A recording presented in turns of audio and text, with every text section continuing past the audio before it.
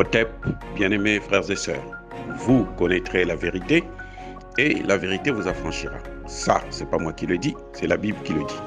Mais moi, je vous dis mieux.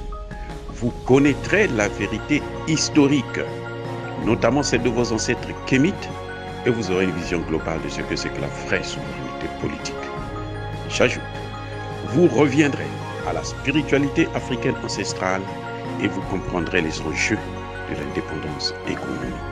Et pour terminer, vous accepterez votre identité culturelle kémite et vous obtiendrez deux choses. La première, c'est la paix. La seconde, c'est le développement, à une condition.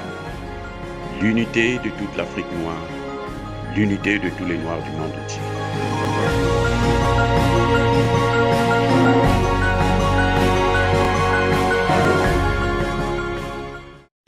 Otep à tous. Bienvenue sur la chaîne des panafricanistes par essence, par conviction et par excellence.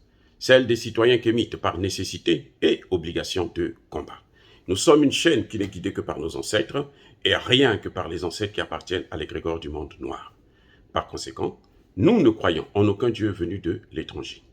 Toutefois, cette vidéo n'est aucunement destinée à inciter ni à la haine, ni à la violence, car nous menons un combat qui est d'abord et avant tout spirituel, ensuite il est politique, géopolitique et géostratégique, contre l'impérialisme, le colonialisme, le néocolonialisme et l'endocolonat, sur la base du principe fondamental que nous avons hérité de nos ancêtres kémites, qui est celui de la Mahat, c'est-à-dire vérité et justice. Vous êtes donc en droit de connaître la vérité et nous avons l'obligation de vous dire la vérité et rien que la vérité, afin que justice soit rendue au continent africain. Et ça, c'est notre modeste contribution dans cette noble lutte en faveur de la souveraineté, la dignité et l'unité africaine. Et ça, c'est ce qu'on appelle le panafricanisme. Bien-aimés frères et sœurs, nous allons vous parler de l'échec de Zelensky, le président ukrainien, devant les chefs d'État de l'Union africaine plutôt. Zelensky a échoué face à l'Union africaine. Zelensky n'a pas convaincu les Africains. Zelensky a raconté n'importe quoi. Il a fait des déclarations irresponsables et qu'on ne pourrait d'ailleurs même pas tolérer. Vous avez une réunion qui a été prévue depuis de longue date, parce que Zelensky a choisi, comme il l'a fait devant tous les parlements occidentaux notamment, il avait demandé aussi à faire la même chose, cette sorte de cinéma. Vous savez, ça, à l'origine, M. Zelensky, le président ukrainien, c'est un acteur de cinéma. Ce n'est pas, il est devenu président tout récemment, mais c'était un acteur de cinéma qui est passé d'homme politique à homme de guerre. Il avait souhaité depuis très longtemps s'attaquer, parler devant le Parlement africain. Il avait parlé avec Macky Sall, ils ont discuté, ils ont organisé la situation. Et tout récemment, il y a une semaine de cela, la rencontre a eu lieu. Pourquoi je dis que c'est un échec de Zelensky? Parce que il faut d'abord voir le quorum qui a été atteint. Combien de chefs d'État se sont mis devant leur écran de télévision, d'ordinateur, pour écouter le message de Zelensky? Il n'y en a eu à peine que 4 chefs d'État, y compris bien entendu le Sénégalais Macky Sall, qui n'a pas de raison d'échapper à cela. 4 chefs d'État sur 54 chefs d'État. Donc 50 n'ont même pas voulu l'écouter. Je répète. 50 chefs d'État n'ont pas voulu l'écouter. Ce message, c'est un message adressé à l'Occident. Ce message, c'est un message adressé à la France. Ce message est un message adressé à l'Union européenne. Et enfin, ce message est un message adressé aux États-Unis. Les États-Unis, je vous rappelle, qui venaient de prendre une loi qu'il faut sanctionner tous les États africains qui vont avoir des relations avec la Russie. La réponse à la résolution américaine est là. Les Africains ont dit non à cette résolution. Vous savez, nous avons une culture qui n'est pas la leur. Leur culture, c'est faire la guerre, c'est faire le chantage, c'est crier, c'est parler. Leur culture, c'est la violence.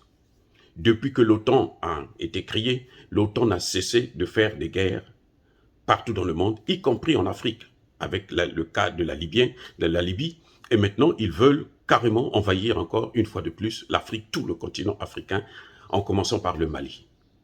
Voyez, donc, et ça, ce n'est pas notre culture. C'est ça la différence qu'il y a entre nous et eux. Que eux, ils ne comprennent pas. Ça, ce n'est pas notre culture. Nous passons par des actes, par des faits et par le silence.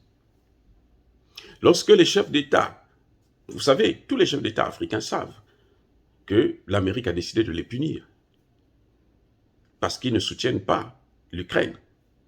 Mais là, visiblement, ils ont montré que nous n'avons rien à voir avec ça. L'Afrique n'a rien à voir avec la guerre en Ukraine. La guerre en Ukraine, c'est la Russie et l'OTAN. Ça n'a rien à voir avec l'Afrique. Et laissez les Africains en dehors de ça. C'est ça que le message que les Africains sont en train de donner. Laissez-nous en dehors de vos problèmes. Battez-vous parce que c'est votre culture, vous avez l'habitude de le faire, vous l'avez fait partout dans le monde. Il n'y a pas un seul continent qui a échappé à l'invasion de l'OTAN. Aucun continent.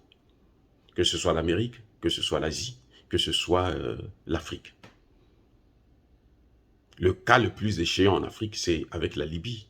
Et maintenant, on le voit, ils veulent attaquer. Le président, plutôt le ministre des Affaires étrangères espagnol l'a dit ouvertement. Nous n'excluons pas une intervention au Mali. Voilà.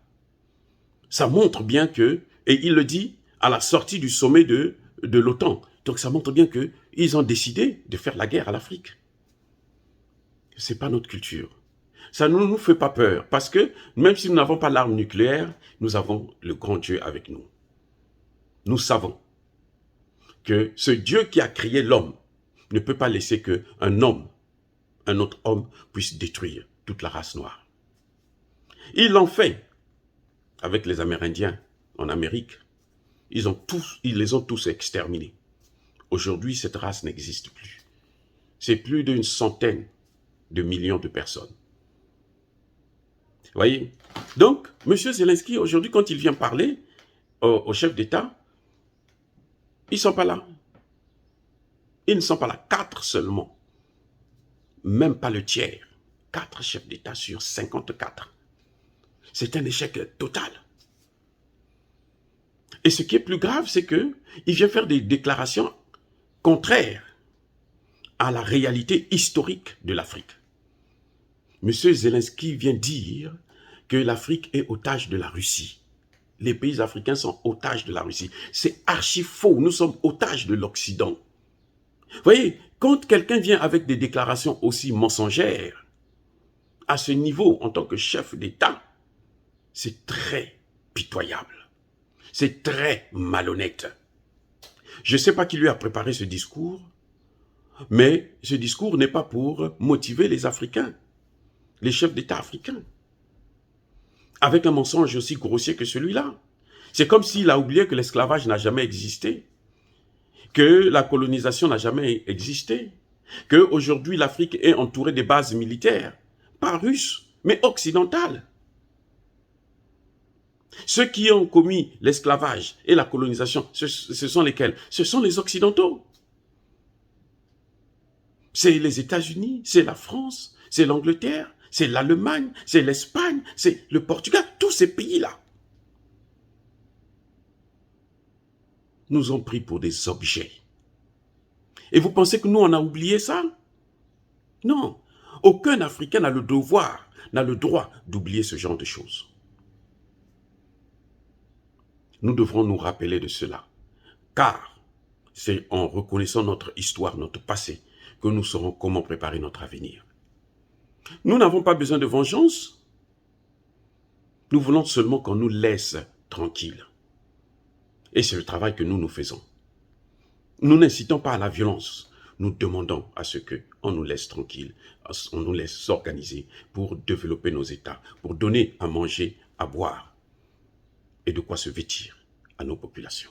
Donc voilà, M. Zelensky a lamentablement échoué. Il n'a pas été écouté par les Africains, pas du tout. Parce que moins de 10% des chefs d'État africains l'ont écouté. La deuxième chose, c'est qu'il est venu, nous a dit n'importe quoi. Il a raconté des mensonges. Et ça, c'est intolérable. L'Afrique n'acceptera plus qu'elle soit dominée par qui que ce soit. La guerre entre la Russie et l'Ukraine, entre la Russie et l'OTAN en Ukraine, ça ne regarde pas les Africains et personne n'a le droit de nous mêler. Nous voulons coopérer avec ceux qui nous aiment, ceux qui ne pensent pas à nous dominer, à piller nos matières premières. Si l'Amérique décide de ne plus envahir les pays africains, de ne plus nous torturer, l'Amérique sera la bienvenue en Afrique. Pareil pour la France, pour l'Angleterre, pour l'Allemagne et tous les pays européens, y compris l'Ukraine. Ce que M. Zelensky a oublié, c'est que récemment, on a vu ce qu'on a fait aux étudiants au début de la guerre en Ukraine, ce qu'on a fait aux étudiants africains. On n'a pas fait ça aux étudiants européens. On n'a pas fait ça aux étudiants américains. On a fait ça aux étudiants africains. À cause des réfugiés ukrainiens, en France et dans beaucoup de pays européens, on a chassé des réfugiés africains. On les a mis dans la rue parce qu'il fallait recevoir ceux qui sont ses semblables. Mais laissez-nous maintenant tranquilles. Laissez-nous nous organiser. Laissez-nous, avec nos matières premières et notre pauvreté, laissez-nous tranquilles. C'est ça que nous demandons. Est-ce que dire cela, c'est inciter à la haine ou à la violence? Non.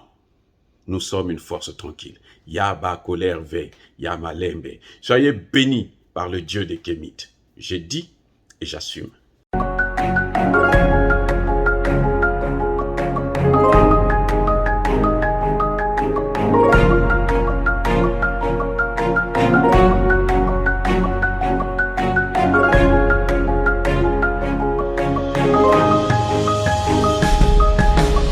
Eux, ils marchent par la foi et non par la vue. Mais moi, je vous conseille vivement de marcher par la connaissance scientifique et historique, notamment celle de nos ancêtres kémites, par les 5 sens et par l'intelligence. Otep, vive l'Afrique éternelle et que Dieu vous bénisse. Abou Apia.